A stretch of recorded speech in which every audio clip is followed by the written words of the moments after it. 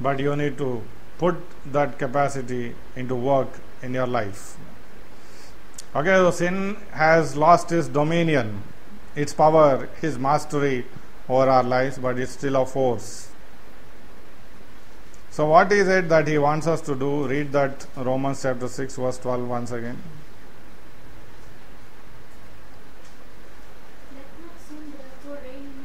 Again, now, where is sin reigning now?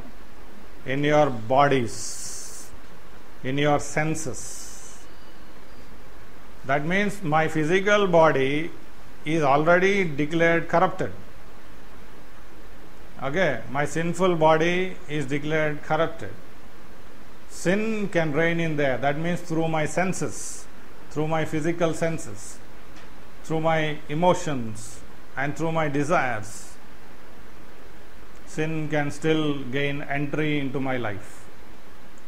Okay, sin has been thrown out, but you can still give entry. If you will read the Numbers, I don't know if you have read the book of Numbers. God told the people of Israel, like if you have read Balak and Balaam's story, we don't have to turn there. I hope that you have read that. Balak and Balaam are trying everything to destroy the people of Israel. They are sending curses, they are trying to do anything, so many things they are trying to do black magic upon them, but nothing is happening. So Balaam gives advice to Balak. You know what advice he gives? He says, send Moabite women into the tents of Israelites, and Israel will start sinning against God, and that is how Israel will self-destruct itself. So from the outside, Israel, no power can touch the people of Israel, but Israel can self-destruct itself by not obeying the commandments of God. Okay, and that's what devil will keep trying to do. That he will keep trying to influence your senses. Okay, that's why what is he saying? Do not let sin reign in your body. That means if you pamper your body, if you feed your body, if you treat your body and expose your body and entertain your body more than that is needed, you are giving space to sin in your life. Are you able to understand? That's why Paul, look at 1 Corinthians 9:17. What does he do?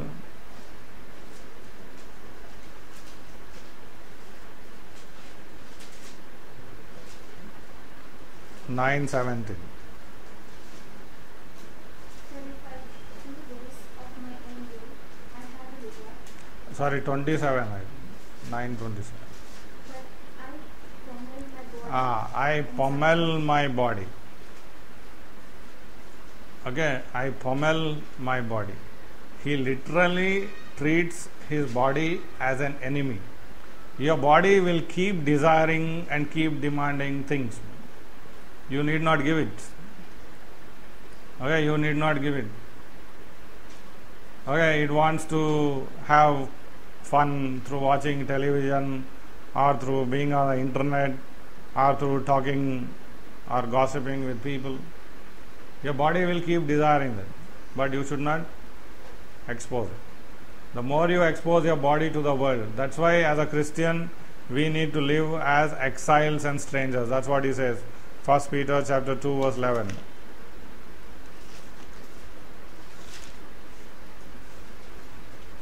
First Peter chapter 2 verse 11. Beloved, I beseech you as agents and exiles to abstain from the passions of the flesh that wage war against your soul. That wage war against your soul. Okay, so that means there is body or devil through your body will keep trying to influence your soul, will keep trying to put its force upon your soul, will keep trying to gain mastery over your life again. But how you should live? As strangers and exiles. Okay, if you are going on a train, let's say from here to Guwahati, in the middle the train stops for a moment at a station. How much will you think about that city or living about that city or staying about that city, how much of weight will you give to that city or whichever place you have stopped for a moment? How much of thought do you give? But in your life, how much of thought you are giving about your career, about your wealth, and about your prosperity, about the things of the earth, about your relationship? How much of thought do you give? Is it so much of it is needed? Is it needed? Okay, one person so beautifully said, any step outside of your need is making you in line with the people of the world. That means any striving that you do more than what is needed for you upon this earth can make you count with the people of the world, can make you worry like the people of the world, can make you cry like the people of the world. Check your life. Are you struggling for more than your need? How much does a stranger worry about his needs on his journey? He's just moving off. He's just moving off. He's going on a journey which will end in the eternal city. But look at your life. If you are struggling or striving for more than your needs, you are giving yourself, you are opening a door for the world to start influencing your life. Am I being very blunt? But that is the truth.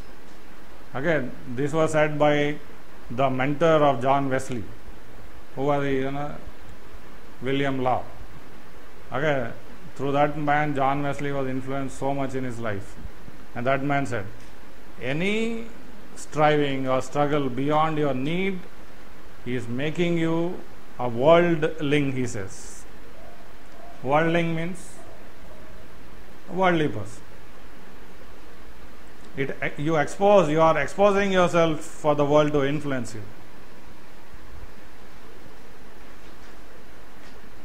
Okay, so what is it that I need to do? My will has to be constantly worked upon. Constantly I have to work upon my will, bringing my will in line with the will of God. Constantly. That should be my constant struggle. I should stop my body from doing what it desires to do. I should stop feeding my body what it is longing to be fed upon. You have to forcefully do that. What does Paul say? I pummel my body. That means I beat my body black and blue. That means he is not physically beating it. His affections, his emotions, and his appetites, he keeps them in check always. Okay, his affections and his desires and his appetites. Okay, appetite for food and appetite for sex, he keeps killing that constantly. As much as is needed, he gives it, and whatever is not needed, he kills it. Affections, too much of affections with anybody or with anything, he keeps it as much as it needed. Rest, he kills it.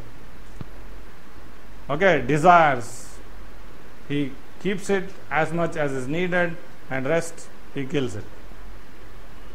If you don't work on like that upon your body, don't expect to be delivered from the power of sin in your life. Verse 14, Romans chapter 6 verse 14, such a beautiful verse. Sin cannot dominate you because you are not under law but under grace. Sin cannot have dominion over you because you are not under law but under grace.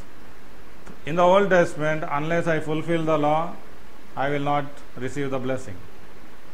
In the New Testament, if I believe in Christ, I receive the blessing. Okay, so I'm not, as much as I believe in Christ, His grace is there, His grace is sufficient for me. It will help me to overcome and deny and kill everything that I desire and cry for in my body to be overcome. Okay, that's something we need to understand. So I am no longer under the dominion of law. But in the Old Testament, as I said previously, if you do, you will live. In the New Testament, if you believe, you will live. That's the difference. In the Old Testament, if you do, you will live. That means as long as I keep doing the law, I will be living. The moment I stop doing the law, I am dead. In the Old Testament, as long as I am continuing to believe in Christ, even if I am failing, I am believing. Okay, even if I am struggling, I am believing. And I don't stop believing. Okay, cleaving to Christ, man. Cleaving to Christ. He is the only hope, and He is the only source, and He is only the strength that you have in your life to be delivered from the power of sin in your life. Okay, and that's why that woman in Luke 7, she comes running and falls at the feet of the Lord, and she is crying and weeping. Why? She wanted to be out from the power of sin. She didn't have the power of the Holy Spirit at that time. You have the power of the Holy Spirit in your life now. But how much does it matter? Okay, so if you want to be delivered from the power of sin, you will have to work on your will. Saying no when you should say no, saying yes when you should say yes. Okay, constantly working upon your will. If you are a casual, lazy person, you will never be able to do this. Okay, you will have to take control of your senses. What you expose yourself to, you have to be very, very careful in your life. What you are speaking, you have to be careful. What you are looking, you have to be careful. Because they are the parts of your body. They are the channels to your heart. Your eyes, your ears, and your mouth, they are the channels to your heart. The more you expose them to the world, the more world will influence your heart. That's why in Proverbs chapter 4 verse 23 he says, guard your heart with all diligence.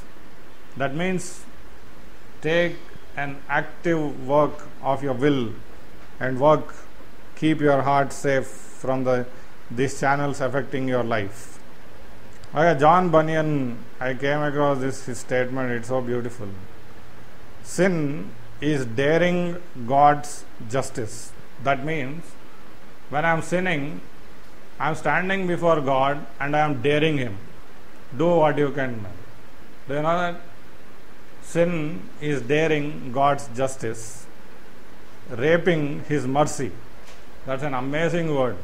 You are raping His mercy. Every time I am giving into sin, I am desiring and letting sin reign in my life, I am daring God's justice, I am raping His mercy, I am making fun of His patience or His endurance, I am despising or taking light His power, and I am looking at His love with contempt. Okay, that's what John Bunyan says. So amazing. So amazing. Can you understand? So sin is daring God's justice. How dare can a man dare God? Okay, but when you sin, that's what you are doing. You are raping His mercy. So great is His mercy that you are raping it. You are making fun of His patience. He is showing long-suffering patience towards us that we will turn to Him, but we are just making fun of it. And despising His power and contempting His love. Let's pray. Gracious, loving Heavenly Father, Lord, I bless You and thank You for the word that You have shared with us, O Lord, this morning time. Yes, O Father, Your word is so clear, O Father, that sin is dead in Christ, O Lord. That sin has been put to death. It has lost its power in our life because our old man has been put to death. Yes, O gracious Lord, but in many of our experiences, it's not becoming real. It's because we have not known who we are in Christ. As Paul says, do you not know that you have been baptized into the death of Christ? We know that old man has